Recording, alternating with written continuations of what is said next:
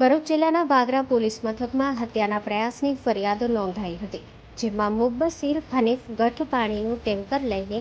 bus stand નજીકથી પસાર થતા તેને મકસૂદ ઉમરજી પટેલે કહ્યું હતું કે તારા પપ્પા હનીફ ગઠ ફોન ઉપર મને કેમ કચડી મારવાની ધમકી આપતા હતા, તેમ કહેતા જ મુબ્બસીર ગઠે તાત્કાલિક તેના પિતા હનીફ ગઠને ફોન કરતા તેઓ પોતાની ગાડીમાં સુફિયાન ગઠને લઈ આવી ગાડી 100ની સ્પીડમાં લઈ આવી મકસૂદ પટેલને ઉડાવી 25 ફૂટ ફંગોળી તેમજ ગાડી રિવર્સમાં લઈ તેની ઉપર ચડાવી હત્યાનો પ્રયાસ કરી ગાડીમાંથી મુખ્ય સૂત્રધાર હનીફ ગઠ તથા ગાડીમાં પાછળ સવાર સુફિયાન ગઠ તથા ટ્રેક્ટર ચાલક મુબસ્સીર ગઠ ત્રિપુટીએ મકસૂદ પટેલને ઢોર માર મારવા લાગતા આજુબાજુના લોકોએ દોડી આવી ઇજાગ્રસ્તને વધુ મારથી બચાવવા પાડતા હુમલાખોરો ભાગી ગયા બાદ ઇજાગ્રસ્તને સારવાર અર્થે ખસેડતા